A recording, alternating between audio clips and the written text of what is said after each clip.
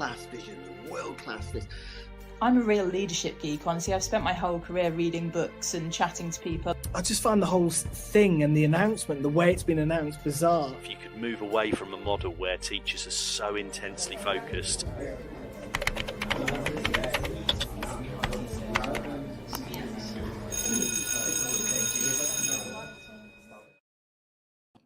Good evening, everybody, and welcome to The Late Show with me, Lucy Neuburger. This is a bit of a new setup for me, because normally when I'm by myself, I do my shows over on X Spaces, but I thought I'd give this a whirl and see how we go. So yeah, we're gonna crack on. I mean, last week when you saw me, I was with Hannah, and we did our show on the Olympics and how you can use what we learned in the classroom. So please do go and check that out, because it was such a fun show to do, and I really do feel that we unpacked an awful lot of the positives, of the really good things. I mean, of course, we touched on some of the negatives, but there were some good things, mostly good things in there as well. So I'd urge you to go and check that out too. While I've got you, you can see, if I point correctly, you can see next to me that our current sponsor is John Catt Educational. We've still got discount code for you, which you can see there, which is JCTTR2425. And that can give you 20% off all the books on their website. The website address is there too. And if you're looking to treat yourself to something new for the start of the year, some CPD, then there is such a wide range of things to go and have a look. I mean, you can browse through the website. I've got multiple things in my basket. I may just end up buying them all. So we'll see about that. But yes, do make sure you go and check that out. Now, on to today's show and what we're going to be talking about. Now, you may know from my Spaces shows that a lot of the stories a lot of the things I talk about, a lot of the things I cover tend to be either things that have happened or things that have gone on or things that have I've been involved in a personal way, or I've learned from somebody. And today is no exception.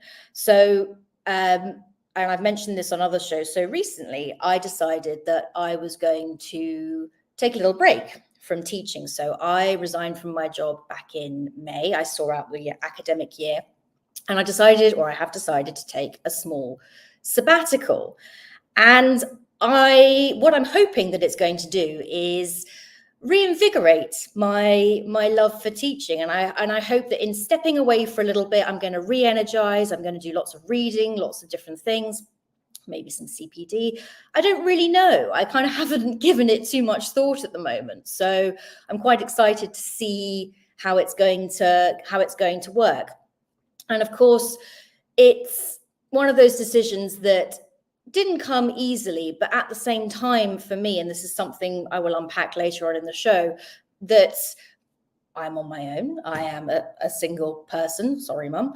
And so I didn't have to factor anyone into that decision. It was quite an easy thing to do. So we will see how it pans out. But what I was interested to know is if there were others out there who had done similar things to me, taken some time out in whatever capacity, and then come back into the classroom, and what that looked like for them. And it's been a bit of a journey of trying to find people that have done this. And I'm sure there are more of you out there. In fact, actually, there was somebody who I hope is listening or watching in who is interested. I think her name's Jess. So Jess, if you are listening or watching, hello to you. I know we're quite similar. We're both international teachers. So I'm intrigued to see when we chat at some point if our stories or our plans align in any way. Anyway, I have managed to find someone to chat to this evening, which is great. He's actually a former Teachers Talk radio host, and so I'm delighted to welcome him back. And he is here waiting in the wings for me. Hello, Seb. How are you doing?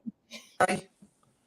Thank you so much for joining me this evening. I really do appreciate it. I know it's summer and many people are on holiday or away or just somewhere enjoying some sunshine. I can see it beaming through your window there. No, it's not a bad thing. There you go.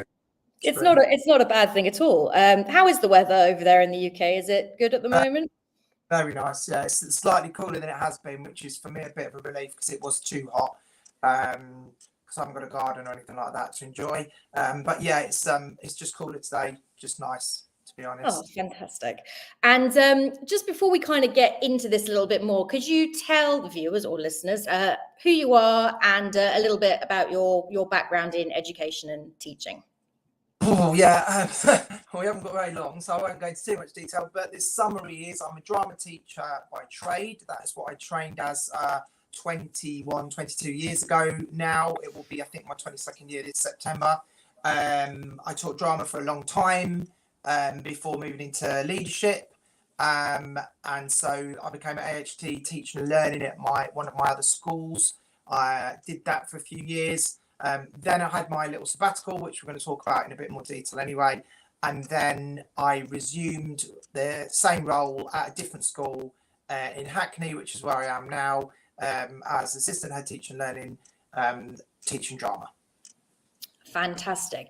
And so we're going to get straight into it then, because I'm very intrigued to sort of know, I know we've chatted a little bit briefly prior to this, but I think it's important. And of course, the stories we are sharing are kind of from our own perspectives and all that. And I'm sure, and those of you out there listening, please do comment, please do share your thoughts with us. I'd love to hear from you. We'd love to hear from you. So if you've done the same thing, or if you're intrigued to know more, then please do get in touch with us. Please do leave us a comment. So, Seb, you've been teaching for a long time. Yeah.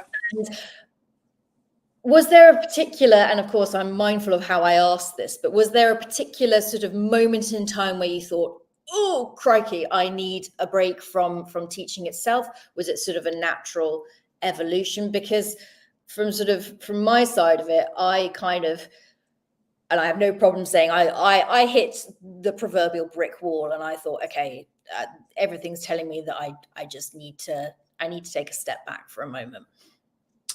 I don't know really, because I had, during my teaching career, I had 2 children, and that was a very tough period. Not sleeping, the children not sleeping, so therefore you're not getting much sleep. I'm sure anybody who's out there, teacher, parents, will understand that. And so I had both my children quite close together. So that was a pretty tough time career-wise, because I felt like I was running on empty. I was just going through the motions. I was teaching some good lessons, but generally I just I felt like a shell. But that was a temporary period. So I kind of rode that through and carried on. And that was about 10 years. I'm probably halfway into my teaching career that happened.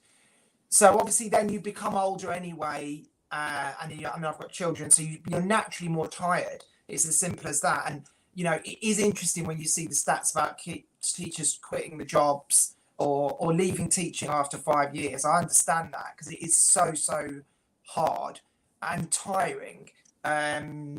But I don't think until you've done it for 10 years, maybe plus, do you realise how tiring that can be. So to sort of answer your question, there wasn't really a point where because I didn't take an optional sabbatical, it wasn't a situation where I woke up and thought, I've done it, I can't handle it.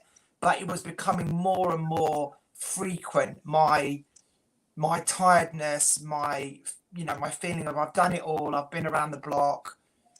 Even in my assistant head role, I felt like I was kind of just churning out similar stuff. And it was burnout. There's no other way of looking at it other than feeling like, I haven't got anything left. And then you see younger teachers coming through, and they're full, you train PGC students, and they're full of beans and they're full of energy, and that's great. And that also did inspire me and kept me going.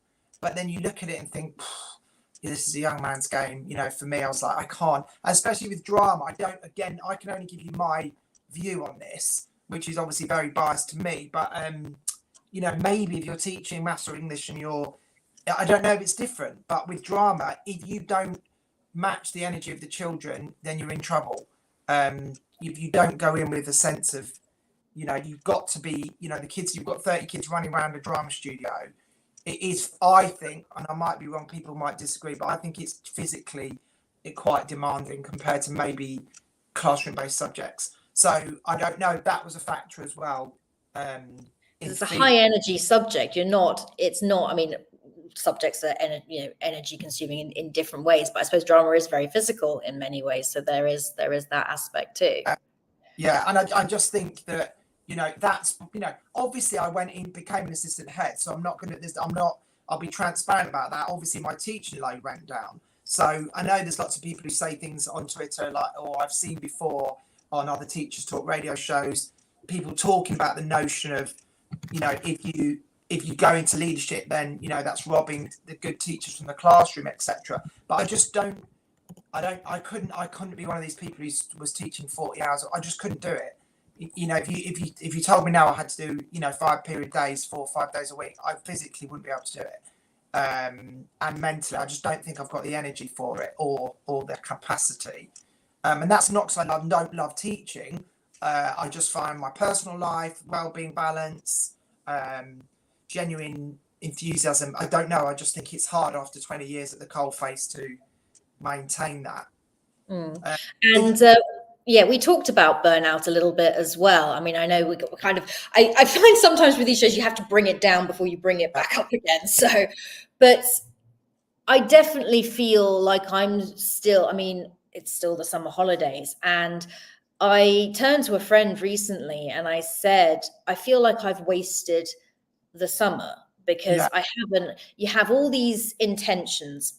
And this is not to shame anybody either, because I think, again, this is very important that we address this. And this is kind of part of many wider issues that kind of sort of crystallized in part of what we're talking about today. And I've slept and I finished 2 books. And I was like, I'm going to read everything. I'm going to do this, this, and this. And we're all exhausted come the summer holidays, but it was next level this time. And I think, so often, as you say, we're told to push through, or you think you can just kind of go a bit longer. You think you can kind of, just one more year, or, am I being a bit dramatic? And, and I've definitely talked about this before, but teacher martyrdom is a fantastic kind of, we've all done it. We've all kind of dragged ourselves in when we shouldn't have. And it does reach the point where it starts to show. It becomes very difficult to hide. Yeah, I think that's a really interesting point, because I think that the natural 6-week break, which I think a lot of teachers would agree with what you've just said, whatever level you're teaching, whether you've just started or whether you're SLT, I don't think there's much of a difference. I think a lot of people will say what you've just said, and I feel exactly the same. And you feel like like you, I've read 1 or 2 books. Delighted to do that. I don't even bother to read in term time anymore, which is awful to admit, but I resign myself to the fact that, I'm going to read in the summer, I'm going to read in the holidays. So that's one thing which is ridiculous to admit. And then sleeping and then recharging and all of that, and that is what happens. And you go back in September, you are refreshed, you're ready to go again, but then by Christmas you're done. And that's the thing with having a sabbatical that's different, is that feeling doesn't run out. So you then sustain that feeling longer, without a sense of impending time's going to run out and I'm going to have to go back to work. And if you are doing a sabbatical where you're doing some CPD or you're doing something else, you're not just sitting around like you are in the summer necessarily, then obviously you're still intellectually stimulated, but you're not teaching and you're not marking, you're not planning lessons, and you're not preparing, you're not doing all of that stuff. So I think that first term is always the hardest. I find that September to December run for me, well, actually Halloween to Christmas I find is the hardest run. September to October half term, you're almost kind of kid yourself, don't you, that everything's fine, this is great. Yeah, but you've still got residual relaxation from the summer there. You've still got enough energy to keep. I mean, I know everyone's different, but I think you'll find a lot of teachers will say the same thing. That half term is doable because you're still coming on the back of the summer. And that's why for me, I think it should be 5-week summer and 2-week October half term.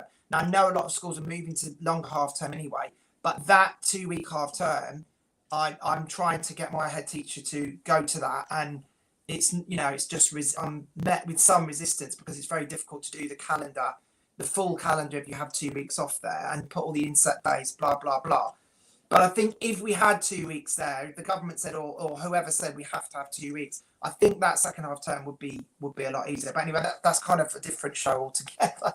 That is, and there's rumblings on X certainly about, excuse me, about holidays and all the rest of it. Yeah, At it's the the same. moment, I mean, there's always something rumbling on the education sphere on X, but that seems to be one that's kind of, it seems to come around every year, actually, interestingly. But yes, I agree with you in that there is a massive difference between, because I'm almost kind of benchmark sort of September as kind of when my time off really starts, when my sabbatical, my sort of Yeah, time I've given myself starts, because summer has just been a bit of a recovery mission. yeah, And but then I've kind of got to the point where this sabbatical, I kind of because I resigned. I kind of did that. I kind of went through the stages. I sort of had the euphoria of kind of, I've resigned.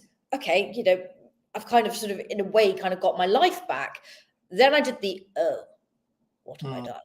yeah. Because in sort of a different way to you, and we'll come back to what you've ended up doing, what you end up doing during your sabbatical as well. Mine, I'm very much sort of not staring into the abyss. That sounds terrible, but there's not a lot of kind of. I'm almost worried about it because it feels like so long. I've kind of given myself these 3 months where I sort of feel, okay, the world's going to be my oyster, and I'm so terrified of wasting that time that Yeah, I'm now kind of giving myself the anxiety of, oh well, what if I waste that time? What if I don't use it? And when actually I just need to go, okay, yeah, fine, I can yeah. do this. This is okay. But yours took a slightly different look, didn't it? Yeah, so the story basically is that like I said, I wasn't conscious. It wasn't a conscious decision in terms of burnout. I felt like that, but what was I to do? I could have left and gone to another school, for example, but that would have been the same as far as I was concerned. My school was an outstanding school that I was in, and that brought with it its own pressure. But anyway, that's not really relevant. What actually happened was I didn't know what to do, and then suddenly it was just very, very lucky. I have to be honest, very fortunate that a role came up within a MAT. So I was working at a school that was in a trust of a large trust, and there were about 12 secondary schools in that trust, and so the school we were at was outstanding, and one of the other schools in the trust was also good to outstanding, but the rest of the schools were not, basically. So I'm just being careful about what I say here. So anyway, the trust decided to create what was called a lead practitioner role, but it's not really in the sense how people do lead practitioner roles now, I don't think, in schools. But anyway, the point was the role was titled lead practitioner and the job was to coach. So it was basically instructional coaching when that started to become a big thing. But what they wanted someone to do is to come in, work with teachers at each school within the trust, where the schools were struggling, and work with the staff that were the most vulnerable. So I would go to each of these schools like a consultant, effectively, which is kind of a dirty word, but some people think it is. But anyway, I effectively was a consultant, but I was employed by the trust, and I was an ex-teacher. So I just went hell for leather into that job from the classroom. I didn't even think about these things we're talking about now. It was a career change. And all of a sudden, I'm doing a job where I don't have any work to take home. I don't have to go to any meetings because I was at 3 different schools over 5 days. So 2, and 1 day. So I had no responsibility to that school. Okay. So you're kind of suddenly relieved of any sense of responsibility. I've got to do gate duty. I've got to be in the morning early. You don't have to do any of that, because I would come in at 9 o'clock, work with the staff, watch them teach, do feedback, meet with the head, and then I'd disappear like into thin air.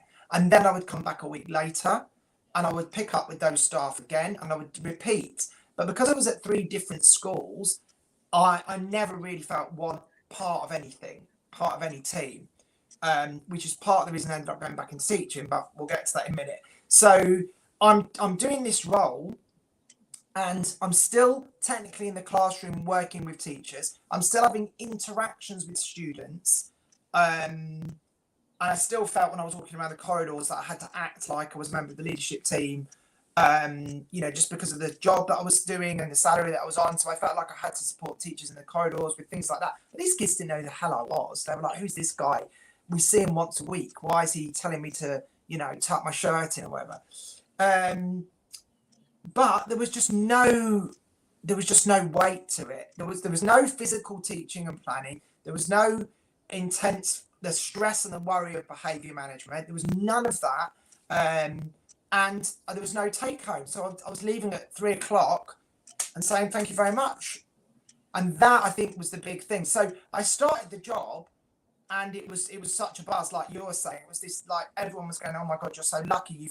You've got out of the rat race almost, But then I had other friends saying to me, Seb, you shouldn't do it. You're a good teacher. You'll miss the teaching.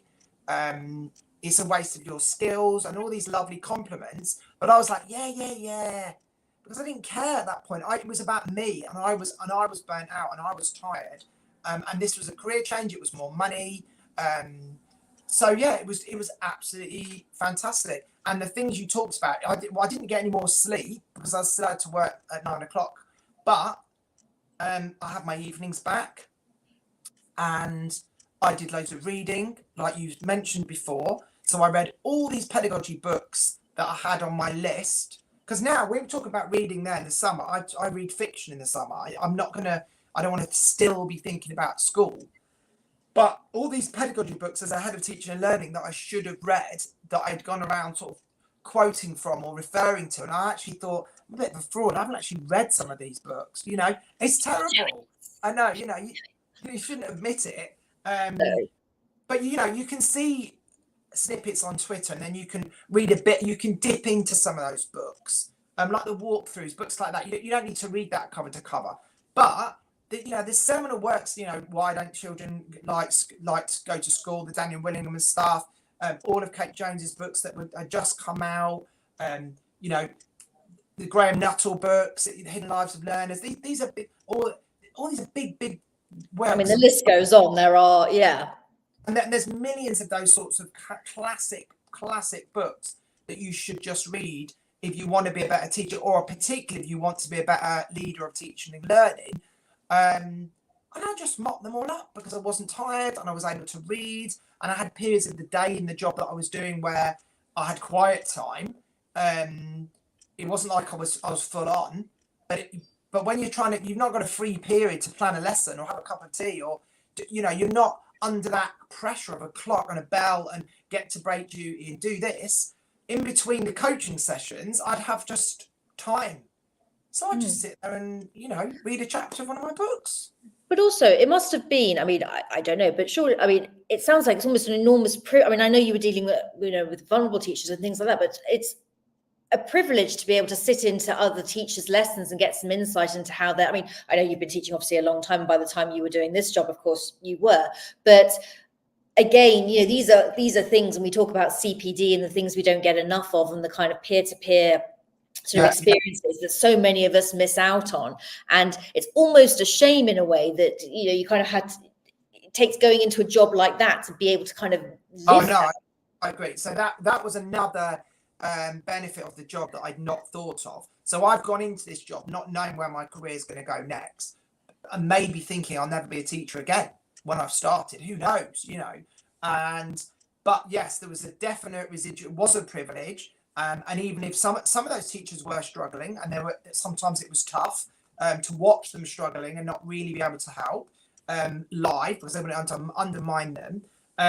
But there were a lot of those teachers who were actually really good, and they just needed a bit of a tweak. And I saw some amazing stuff. And what was great was I had seen other teachers outside of drama in my role previously, but never this amount, this intensely. So I was watching, DT lessons, computer science lessons, languages, all these different subjects, and seeing so many different teachers in doing their craft, amazing different starters. And what it's like, you watch one person, you go, I'll have that, I'll nick that. That's if you watch magpie that, yep. I'll have a bit of that strategy. Well, I'll nick that resource. That's if you see one person teach. So imagine, even if the teachers are not 100% successful, that you can still see what they're trying to do. So that was to go on, when we go on to talk about when I went back into teaching, that was a massive load of CPD. So all the time I'm doing it, I'm thinking I'm helping them, but actually I was getting constant, because I'm going away reading stuff in a book, some theory about working cognitive load, let's say. So I go away and I read some book and I'm all like, whoa, and then I go into a lesson and I'm able to then watch this happening in real time and reflect. That's cool. That's what that is brilliant. You can't do that on your own teaching. You can't read something and then try it out and simultaneously reflect as to whether it's working or not.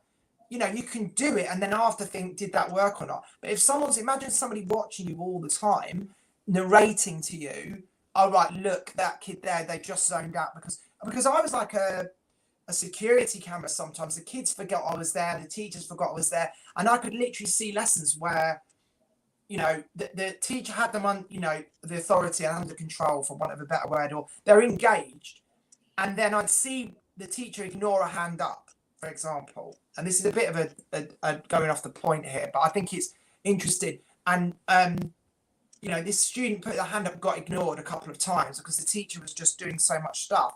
And then that kid started to muck around and then influence all the other people. Then there was a general noise level increase. Then the teacher started to get frustrated. And then the lesson literally unraveled in front of my eyes. And I thought, there's no way I would have even spotted that myself. But when you're watching it objectively and you could see this kid's frustration with putting his hand up and not getting noticed, and then he just got annoyed, and it was like, wow, you know, that's that kind of thing of, you know, what's going on individually with each kid. You know, anyway, it's a bit of a Incredible. But I mean, still, I mean, you know, and again, I mean, it's always, I mean, when I've been observed that precisely that's it. I mean, as I said, been teaching for a decade and I still feel like I fall apart every time I get observed or have another adult in the room. But I do want to definitely in a moment come back to sort of what happened once you went back into teaching and sort of what happened on the back of that. But we're just gonna have a quick break first. So have a sip of water or do what you need to do and we'll be back in. Okay, thank you. All right, see you in a minute. This show is brought to you in partnership with John Catt Educational, publishers of professional development books and resources that support great teaching and learning in schools around the world. John Catt have an exceptional collection of book titles that cover a range of educational topics, ideas and research. The books are aimed at forward-thinking schools and support best practice teaching for both primary and secondary education.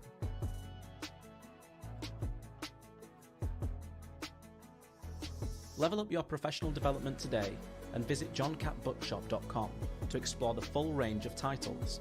Use the code JCTTR2425 for 20% off your order.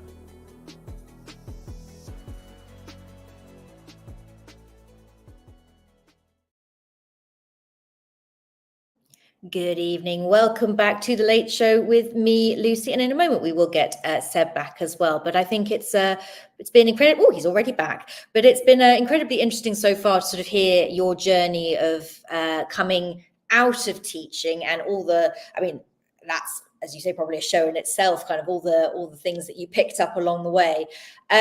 But I mean, when you originally sort of took this job, was it kind of with a view to sort of, you know, leaving teaching, or did you sort of think, you know, this is kind of, I will, was there sort of always in the back of your mind, or did you kind of reach a moment where you thought, okay, I'm ready again? No, I genuinely think that I didn't think I was going to go back. I thought there was some scope within that role for it maybe to be expanded trust-wide, or for me to get promoted to be, you know, head of teaching and learning for the trust, or there was some potential promotion opportunities maybe. But again, the problem with the role was it wasn't this. I didn't have the security that I had as a teacher, and that's another thing. You know, it was a role that at any point, you know, the CEO of the MAT could just decide to cut money or budgets, and I would have been probably one of the first to go because I was a luxury item, really. So I didn't have that security which with a mortgage and children, etc., was not good. So, and I knew when people told me, oh, you're going to miss the teaching, what are you going to do if it doesn't work out? I always said, yeah, but I'll just go back into teaching. It's not like I'm not going to get a job. Because that's kind of my feeling at the moment. Because at the moment, hand on heart, I'm not going to lie to you, and any of you out there who think I'm a terrible person, at the moment I don't miss it, but I think it's too fresh for me at the moment, and I think, you know, I need to kind of go away and sort of and think about it. But my response at the moment has been just that, has been, you know, but you need to go back, I can go back. That's the point. That would be my advice to anyone else thinking about this, is you don't know.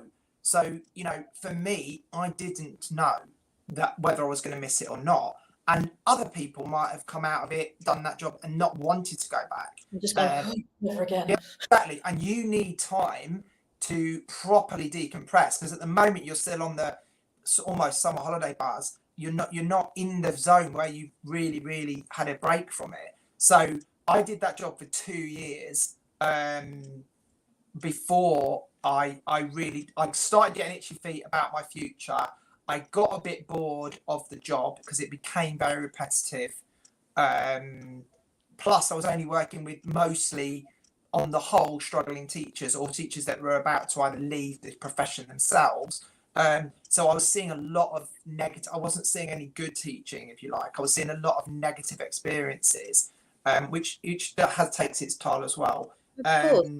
And that's hard. And that's, you know, when you're trying to, I suppose, reignite your spark, when and I suppose that's something to be mindful of as well. If you are planning to take time off, that, and maybe go sort of slightly sidestep or do something like you've done because, you know, what you surround yourself with is what kind of, you know, ends up living in here, and it can have such a detrimental impact on your feelings about a job that you actually once loved.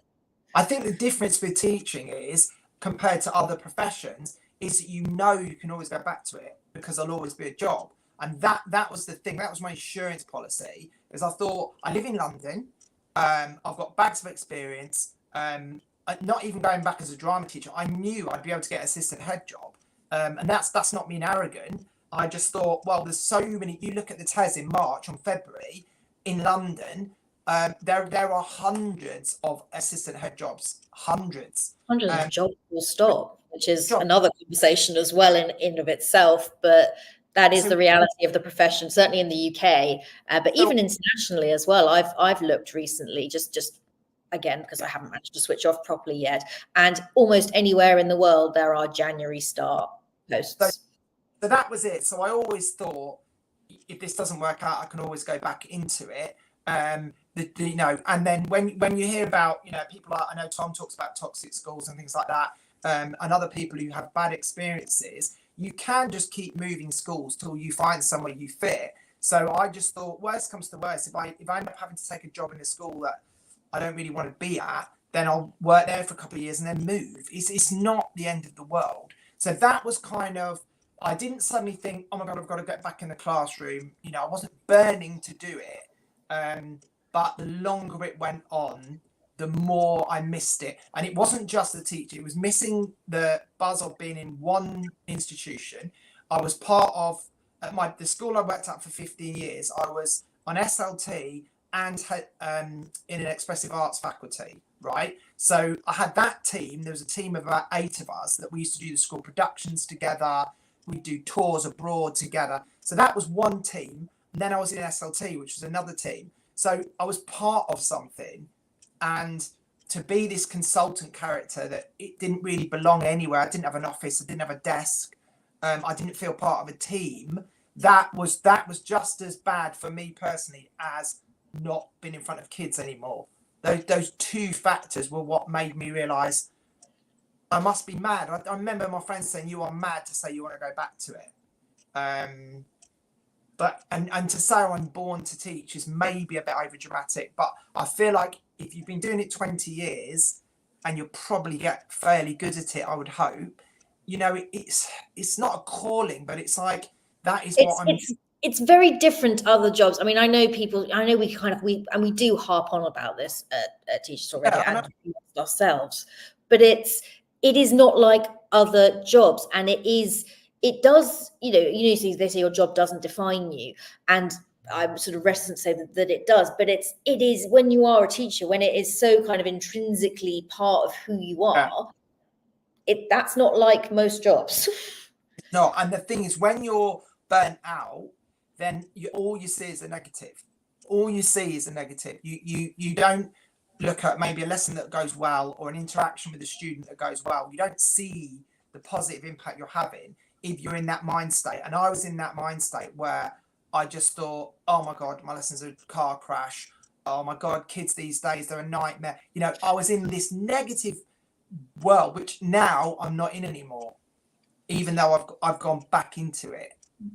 Did you feel though, and this is again going to sound a little bit dramatic, but roll with me. Did you feel kind of that there was a bit of an identity crisis as well? Because again, sort of saying that teaching is so intrinsically part of who you are, and therefore part of your identity, that suddenly when you don't have that, or when you go back to it, it's kind of, this is so much a part of me, but where do I fit? Yeah, I mean, I remember being nervous before I started because I'd had 2 years out. And I remember talking to one of my colleagues now before I went in the classroom, and I said to him, "Oh God, what if I can't remember how to do it? Like, what if I've forgotten what to, kind of." I said, "What do I do about, And he was like, "You'll be fine. You'll be absolutely fine. Just do what you do, and it'll be fine." And I remember the first 2 weeks of teaching were absolutely amazing. I had probably some of the best lessons I've ever had in those first 2 weeks because I was new. The kids could tell that I wasn't, an ECT because obviously I'm old looking, and I'd hope it was because I had a level of gravitas, about me that it was clear I knew what I was doing. But it was just such a buzz to have 30 kids in front of me again, doing drama, doing what I loved, inspiring them. And I've had some lovely cards this year from my year 11s who've just left that I started with then, saying, "Oh my God, you really ignited my passion for drama. So glad you came to work at this school." Those kind of things, which again, it's not about, your ego, but it's such a hard job. And if you're not getting that as well, you do miss it. You miss that. The energy that there is a validation thing. I mean, I know this is sort of, your validation kind of has to come from you, but it's I mean, one of my teacher friends told me recently that she actually asks her kids for feedback. Like she does like a kind of she does them as anonymous surveys. But I'm like, why would you do that to yourself?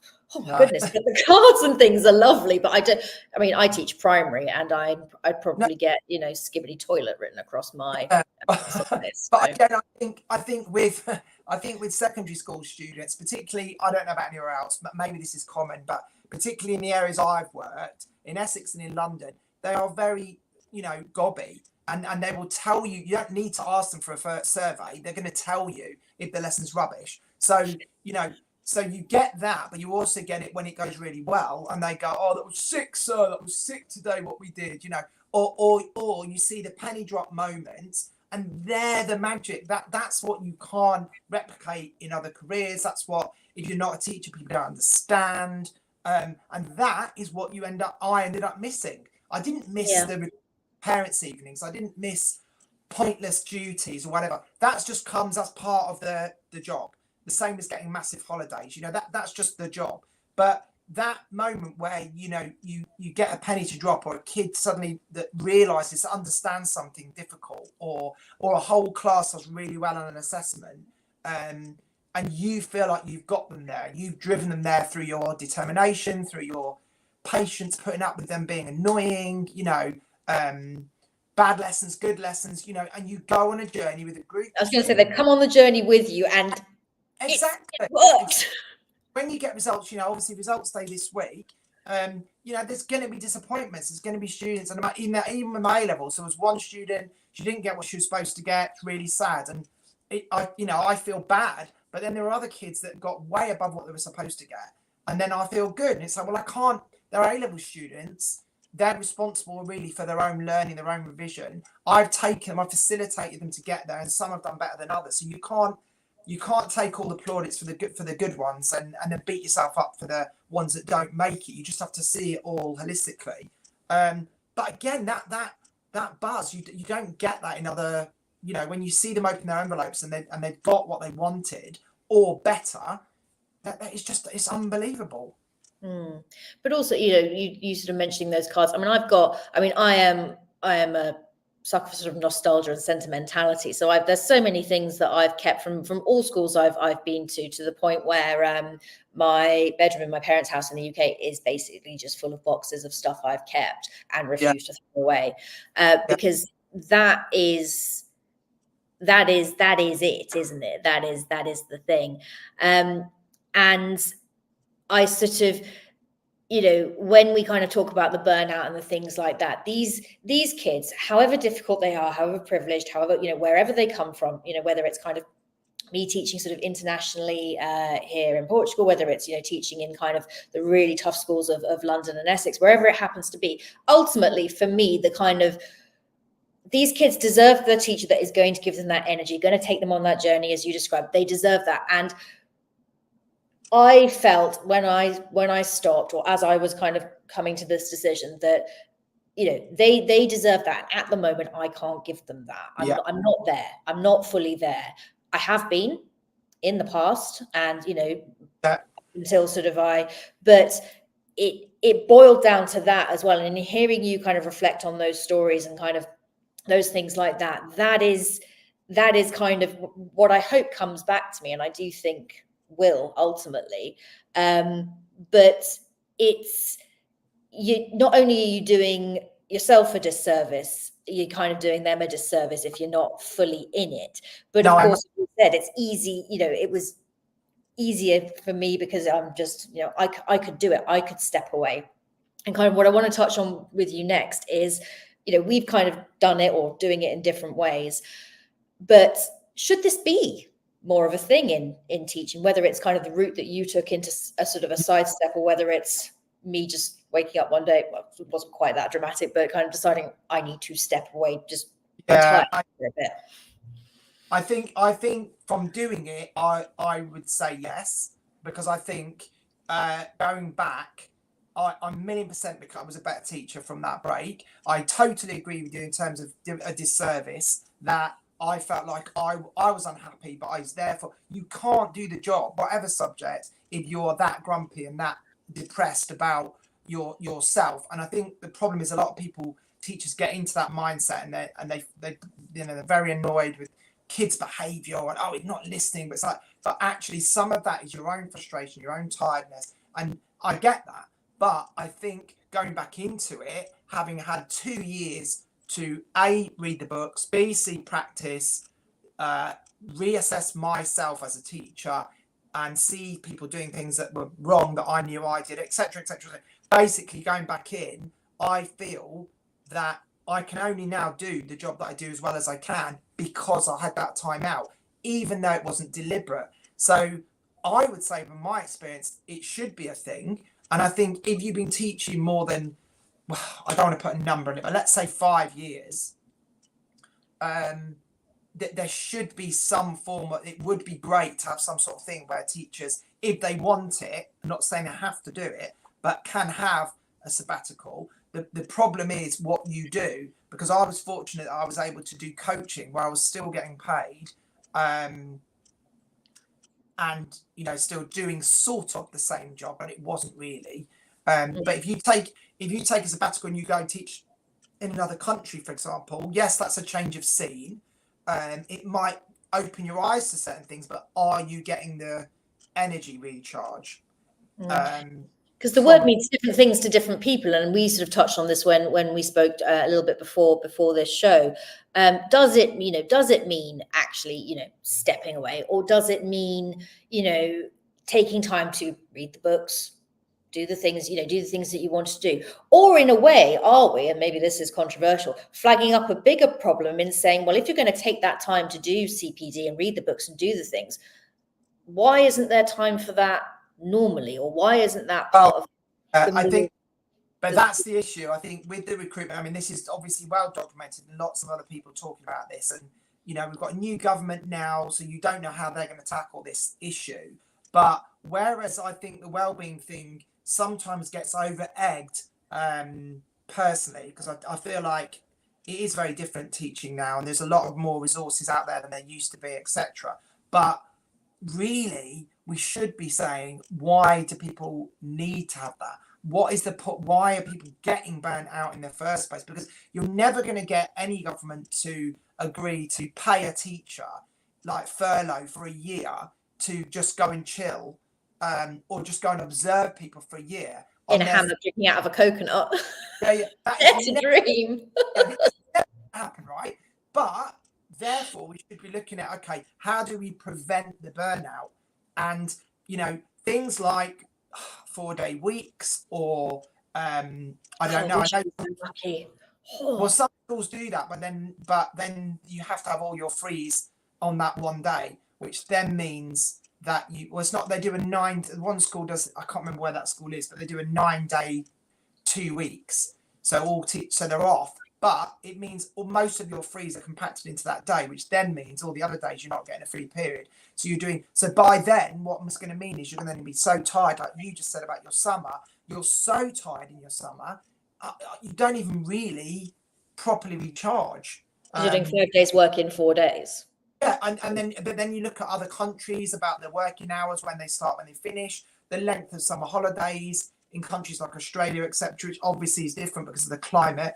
But that's what I think we need to look at, because don't forget, it's the students as well. The students just get just as much burnout. Year 11s get burnout as well as much as we do, from constantly. Kids too as well. I mean,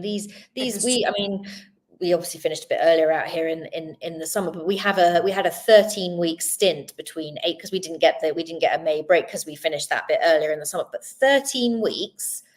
Okay, Portugal loves a public holiday, but here and there. But that long a stint without any kind of respite.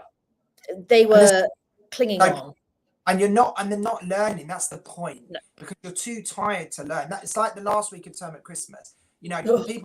People might put games on and they might play films, and people might look down on that. But ultimately, that you're not going to get much out of them when they're done, and everybody's tired. So I think we need to look at, rather than trying to think, well, how could everybody have a wonderful sabbatical, which is I would recommend, if people can do it financially, if their school lets them, etc., then I would recommend it, because if you've been teaching a long time, it will rejuvenate you, in my experience.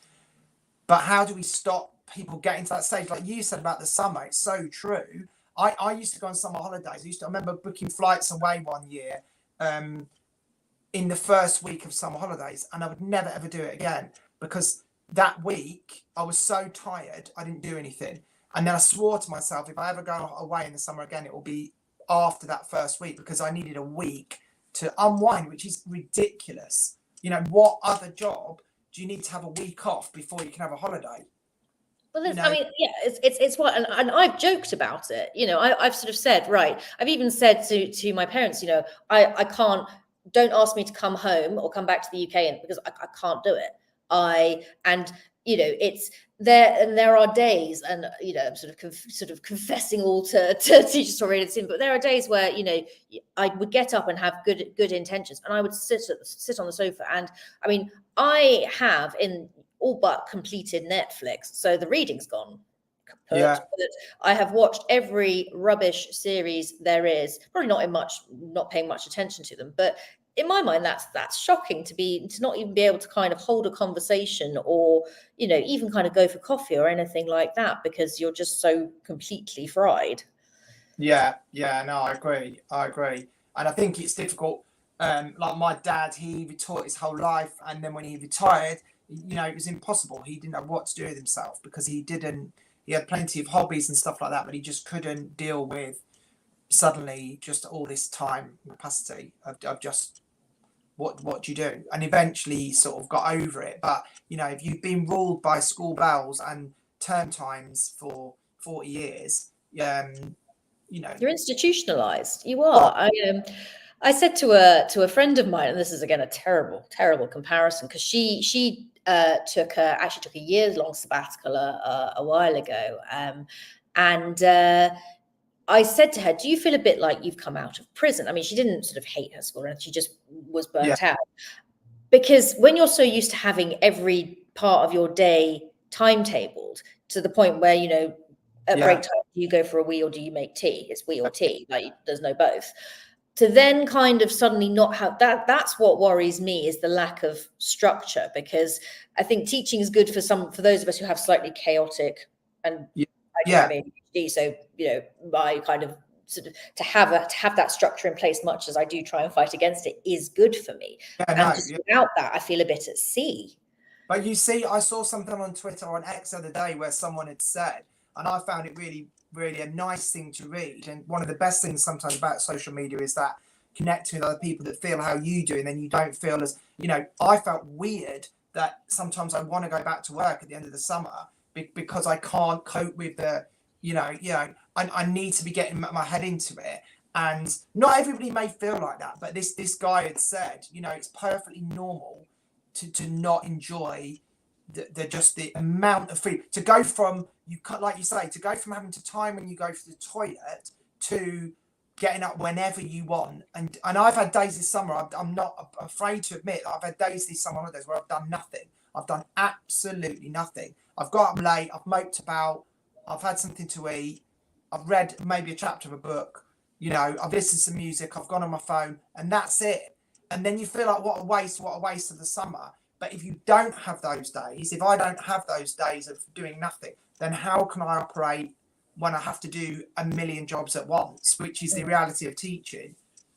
And it's, you know, when you're operating at such a sort of a high level or a high frequency, or whatever you want to call it, constantly, you know, it's, and we've again talked about this a lot, you know, the things going on in the classroom at any one time, the kind of the cognitive overload from a teacher point of view is just, I mean, when you lay out for people what goes on in an hour-long lesson, you can't, because there is, it's madness. A good example for that is September Inset, because again, where schools get it wrong is they expect people to come back after 6 weeks off and sit through loads and loads of meetings, do loads and loads of tasks, and, you know, this cognitive overload or new information. Here's the safeguarding stuff, here's the data, here's this, which most schools do. But the problem with that, and my school we've tried to move away a little bit this year by giving just people more department time, because that's all people want to do. They want to come in, get their class list, sort the register, you know, get the classroom sorted. That's all people want to do. Or displays. Do you know what? It's things like that I'm glad I don't have to do this September. Like just pinning paper to walls. Why? That's the primary school teacher in you. But I think traditionally, you know, that is what happens, and then people wonder why people don't remember anything from the inset day, or why at lunchtime everybody looks like they're dead. Because and that's the same for students. And it's not to mention the cringe icebreakers on. Oh yeah, no, you've got to ban cringe icebreakers. I think we started from 101 those a while ago. I think so, but I think that's why you've got to remember the students are exactly like the teachers. We've all got the same brains, really. We all get tired with too much information, and we all get tired from 6 to 7 weeks of getting up early. That's the reality of it. It's tiring for kids and teachers, and we all need the holiday. You know, everyone will say, you'll see it in that last week of term every time. Naughty behaviours the first few days because everybody's really angry and fed up and tired, and then all the kids cheer up because they know, we're breaking up tomorrow, and all the teachers perk up because we're breaking up tomorrow, and then suddenly the school's a nice place again for the last day of term. But that dip just before that is horrific. Well, they make us go. I mean, for the last few years, I've taken kids on camp in the second to last week of term. No way. Yeah. I've never again. I've done it 3 years in a row. Never, and I've come back ill every time. Right.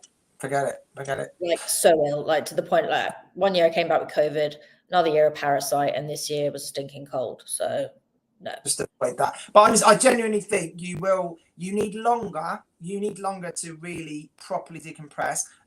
You know, I was fortunate in the sense that I had structure. So even though I was out of the classroom, out of planning, out of doing all the 90% of the teacher jobs that are tiring, I didn't have to do. But I then was still in a school system where I had to go to a certain place by a bell. You know, I was still in a structure, even if those structures changed because I was in different schools. I was still in a structure, so that gave me a routine, which was enough to not send me over the edge. but there was still long term no sense of goal because I wasn't in a team. I wasn't driving to get a set of results. There was no goal. There was no drive, and that's when you lose that kind of. You need that energy. You know, there's a reason everybody counts down the days of term. It's not because we hate our jobs. People think, oh, all they do is moan. It's not because we hate it. It's just because you have to have a coping mechanism for where am I in, you know, autumn It's two. like, yeah, doctors are some of the most dark human people. Teachers are some of the darkest people you will ever meet, you know, in terms of their humor, because that's, I mean, not all of them. Some are sunshine and rainbows, and I love them for it. But some of us are just kind of whatever it takes to get through. And if it's a kind of, you know, yeah, kind of how many days, how many more days in hell kind of thing. It's just most of the time we are joking. Yeah. I mean, I don't, yeah, the problem with these kind of chats is we could sit and agree and or disagree on lots of different things, and everybody may well be very different. But I think there are definite issues with burnout, and I would definitely say that sabbaticals work. If you can get one, I think it will. If you're feeling like you've had enough and you want to quit, then maybe try that before you quit. But you can always, even if you do quit, even if somebody wants to quit teaching, have a year out, and then go back, I would also recommend that. If you feel like you've had enough, just stop doing it. Do something else for a year, and then if you feel like at the end of that year, oh my God, I missed the job too much, there's thousands of jobs waiting for you. That's the beauty of it. And if you do a year of doing something else, you know, working in a bar or starting up a business, you might think, yeah, I don't really write a book. Yeah, right. But some people might not miss it. That's what I'm trying to say. I think I would say, and that's okay too. Exactly. I would say the majority of people will, and that's why my friends are all saying to me, "You're mad to go back," etc. I think majority of people will be the same as what I'm saying. But obviously, there are still people who may just they've had enough and they want to do something else, and that's also fine, obviously.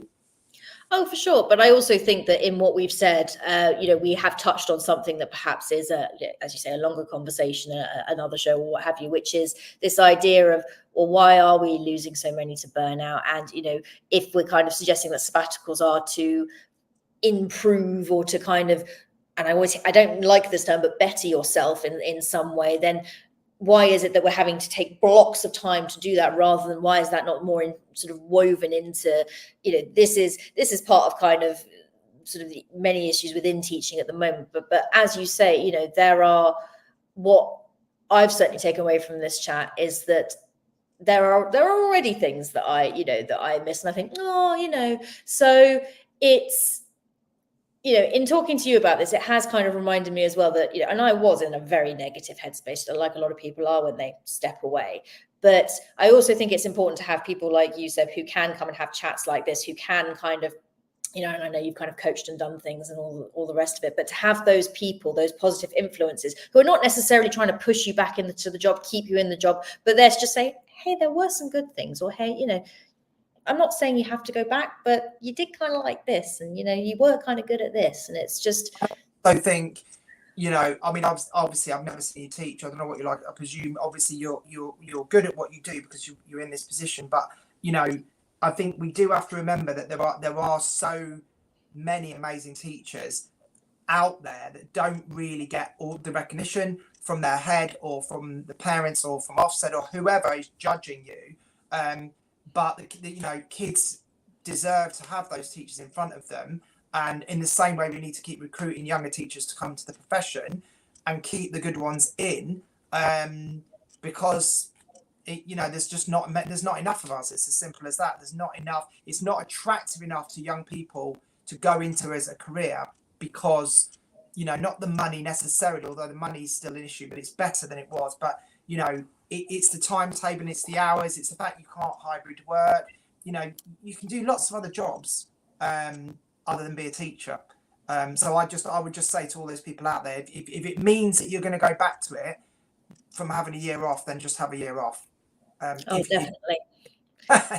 And I think that's really positive, and I think that's a really good point to end this chat. I mean, again, as you say, we could go on and on, agree, disagree, kind of, you know, there are lots of different approaches, but I think it's this has been a really positive chat, and you know there may be stories or people out there who feel differently, but I do think that you know we've also flagged some things that maybe need further addressing and need further talking about, but you know you've also made me feel better about not quite being ready to sort of address the things that I want to address and things like that. So from a self-indulgent point of view, this has been great. I hope that others take away from it too.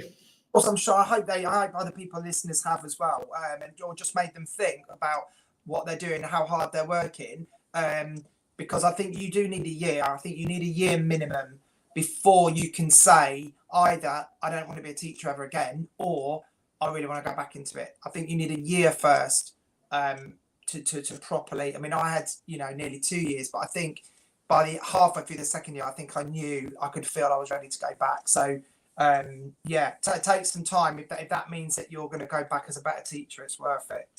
Oh, fantastic. Seb, thank you so much for doing this evening. I really, truly appreciate it. And I hope we see you again in the Teachers Talk Radio realm. We do miss having you on board. So if you want to come back. I'll try and squeeze you in somewhere. But yeah, thank you. But no, this has been absolutely great. And to the rest of you out there, have a lovely rest of the week, rest of your summer, and I will chat to you again in a couple of weeks. Thanks, everyone. Outstanding and world-class vision and world-class this. I'm a real leadership geek, honestly. I've spent my whole career reading books and chatting to people. I just find the whole thing and the announcement, the way it's been announced, bizarre. If you could move away from a model where teachers are so intensely focused.